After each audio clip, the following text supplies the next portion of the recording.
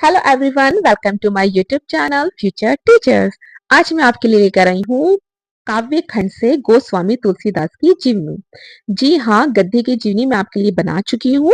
जिन भी प्यारे प्यारे लिसनर्स ने अभी तक वो नहीं देखी है तो हमारी प्लेलिस्ट में जाकर के वो देख लीजिएगा। और आज से हम आपके लिए काव्य खंड की जो है महत्वपूर्ण जीवनियों की सीरीज लेकर के आए हैं। ठीक है, तो उसमें सबसे ज्यादा इंपॉर्टेंट है हमारी तुलसीदास। तो आज हम पहले तुलसीदास का जीवन परिचय पढ़ेंगे।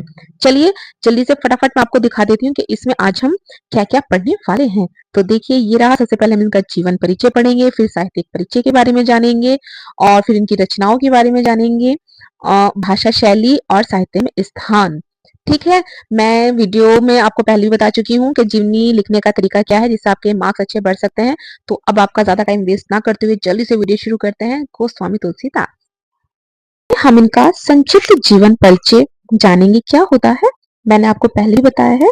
संक्षिप्त का मतलब क्या होता है, छोटा करके बताना। ठीक है, तो इसमें हम सबसे पहले इनका संक्षिप्त परिचय देखते हैं।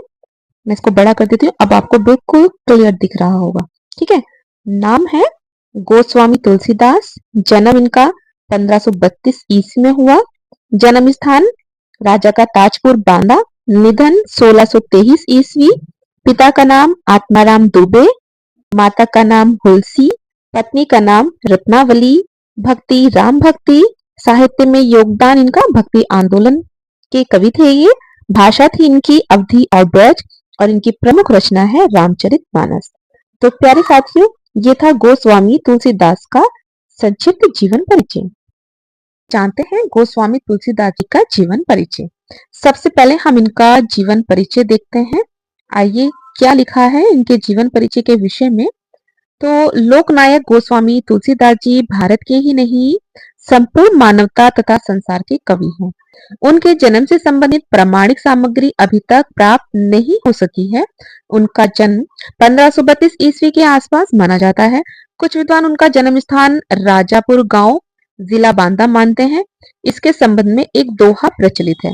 अब देखिए, यहाँ क्या कहा गया है कि जो गोस्वामी तुलसीदास जी हैं, इनके जन्म के विषय में कोई प्रामाणिक सामग्री उपलब्ध नहीं है, लेकिन हम जो है विद्वानों के मतानुसार ही मानते हैं कि इनका जन्म जो है वो 1532 ईस्वी के आसपास हुआ है।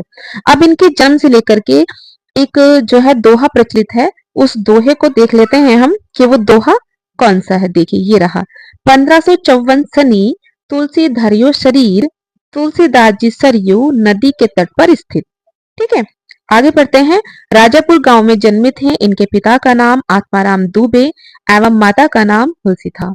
कहा जाता है कि जन्म के समय वे 5 वर्ष के बालक के समान थे, इसलिए उनका नाम तुलसी पड़ा।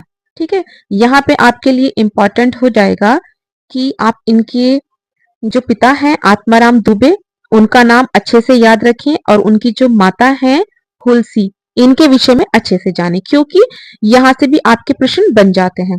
ठीक है, बहुविकल्प में यहाँ से क्वेश्चन आ जाते हैं आपके कि तुलसीदास जी के पिता का नाम क्या था, तुलसीदास जी की माता का नाम क्या था। ठीक है, बाल्यकाल में ही तुलसीदास जी के माता पिता का देहांत हो गया था। इसके बाद उनकी दासी चुनिया ने उनका पालन पोषण किया था। दासी के देहांत के पश्चात वे साधु संतों के संपर्क में आ गए। उन्हें राम भक्ति की शिक्षा प्राप्त हुई। अब जिनके संपर्क में ये आए साधु संतों के, उनसे इन्हें कौन सी भक्ति की शिक्षा प्राप्त हुई, तो राम भक्ति की शिक्षा प्राप्त की इन्होंने। तुलसीदास जी का विवाह रत्नावली से हुआ था। पत्नी के एक वाक्य से प्रेरित होकर वे वैराग्य की ओर अग्रसर हुए और संपूर्ण जीवन राम भक्ति में समर्पित कर दिया। उन्होंने लोक भाषा में राम कथा लिखकर जन जन तक पहुंचाई।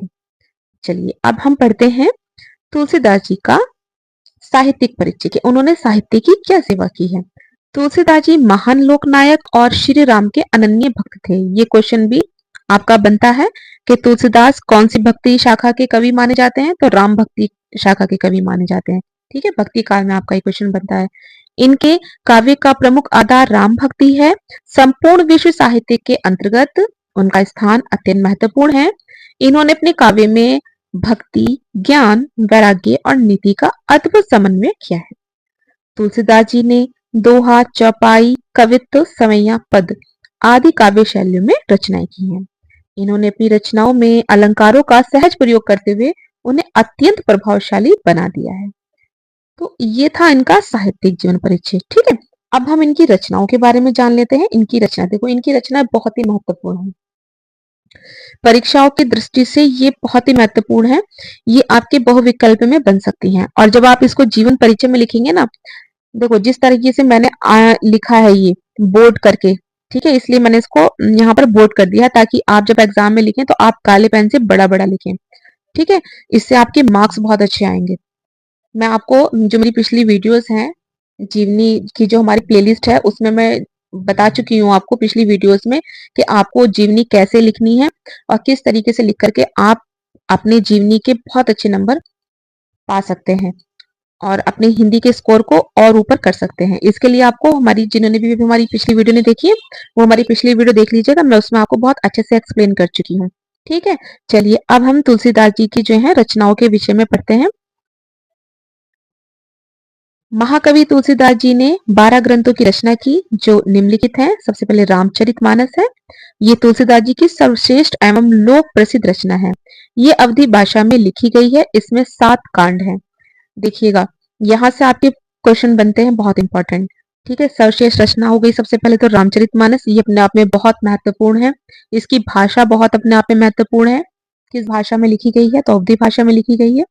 इसके कांड कितने हैं? तो इसके 7 कांड हैं।